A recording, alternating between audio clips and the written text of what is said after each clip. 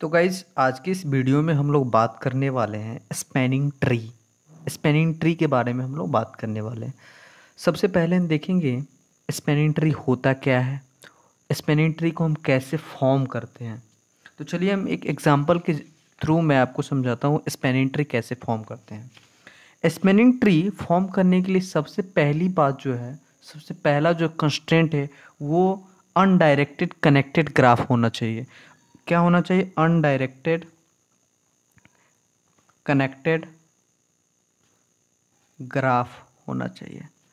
तो undirected connected graph होता क्या है? अनडायरेक्टेड मीन्स जिसमें कोई डायरेक्शन हो, जैसे कि ये भी कोई, इसमें देख A B C and D देख सकते हैं, इसमें कोई डायरेक्शन नहीं।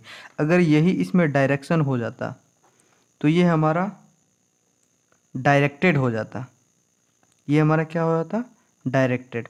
और इसमें कोई डायरेक्शन नहीं है तो ये हमारा हो गया अनडायरेक्टेड ग्राफ। ये तो आप समझ गए।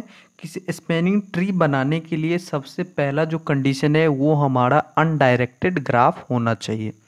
और स्पैनिंग ट्री क्या होता है? उस ग्राफ का जो हम सब ग्राफ बनाते हैं वो हमारा स्पैनिंग ट्री होता है। चलिए देखते हैं कैसे हम फॉर्म करते हैं spanning tree. Suppose spanning tree बनाने के लिए सबसे सबसे पहले आपको, जैसे सपोज एक एग्जांपल ले लेते हैं, इस ग्राफ का हमको स्पैनिंग ट्री बनाना है ए बी सी। ये कोई ग्राफ है, इस ग्राफ का मुझे स्पैनिंग ट्री बनाना है। इसमें आप नंबर ऑफ नोड्स कितने हैं?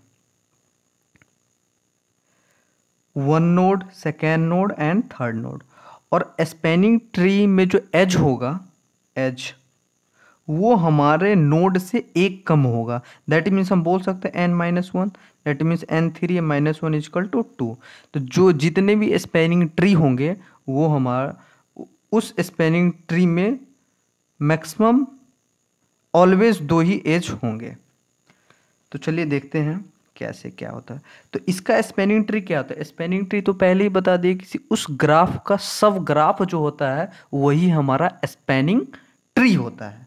और स्पैनिंग ट्री का क्या कंडीशन है? एज जो होना चाहिए नोड से एक कम होना चाहिए, ये हमारा कंडीशन है।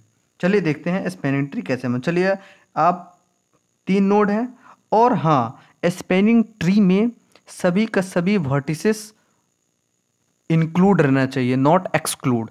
तो चलिए देख लेते हैं कितने स्पैनिंग ट्री हो सकते हैं इस ग्राफ का। ये हमारा ओरिजिनल ग्राफ है। जी क्या होता है? ग्राफ क्या होता है? कलेक्शन ऑफ वर्टिसेस या नोड्स एंड एज होते हैं। ये हमारा ग्राफ हो गया और ये हम स्पैनिंग ट्री फॉर्म करने जा रहे हैं। तो ये हमारा स्पैनिंग ट्री हो गया ए बी एंड सी। ये भी हमारा स्पैनिंग ट्री हो सकता है ए सी बी। और क्या हो सकता है गाइज? ये हो गया और एक ये भी हो सकता है spanning tree A B C. 3 हमारा स्पैनिंग ट्री है।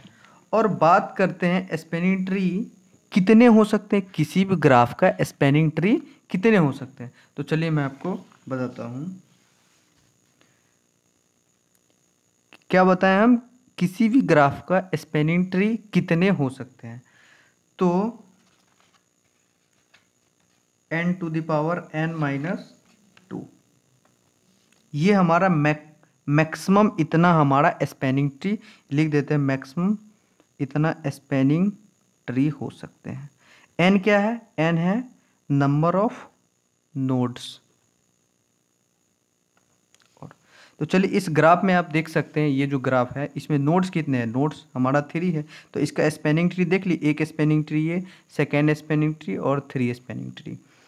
तो इस अकॉर्डिंग हम देख सकते हैं कि कितने स्पैनिंग ट्री? 3। और इस फॉर्मूला पर अगर हम पुट करेंगे तो n⁻n-2।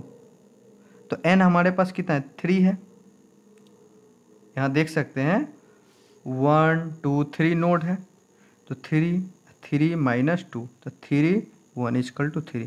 तो आप देख लिए कि 3 ही हमारा स्पैनिंग ट्री होगा, जो कि हम आपको पहले ही फॉर्म करके दिखा दिए। एक spanning tree, second spanning tree and third spanning tree.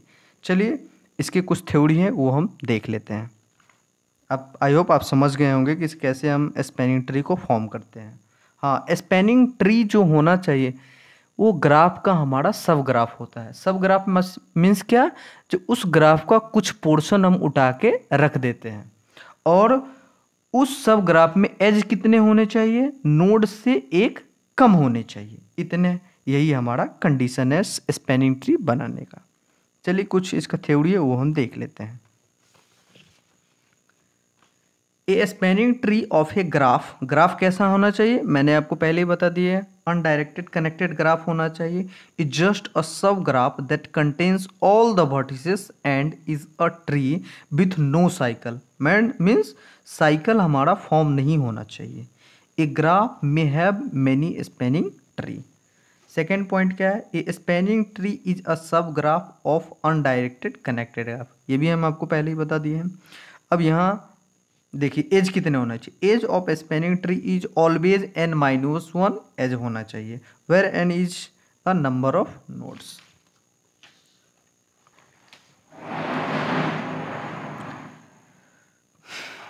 Next point क्या है, edge of the spanning tree may और may not have weight assign to it.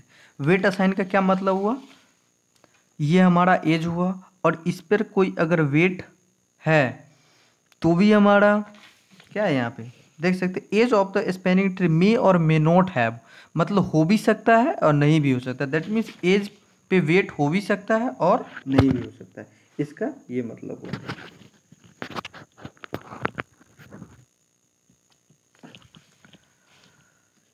ये पॉइंट क्या है, maximum possible number of spanning tree equal to n⁻n-2, where n क्या है, हमारा number of nodes है इन अ ग्राफ में। ग्राफ में जितने भी नोड्स होंगे वो हमारा नोड्स है। तो ये हम एग्जांपल तो आपको बता ही दिए कि कैसे हमारा first spanning tree, second spanning tree और थर्ड स्पैनिंग ट्री आ गया। अब चलिए हम बात करते हैं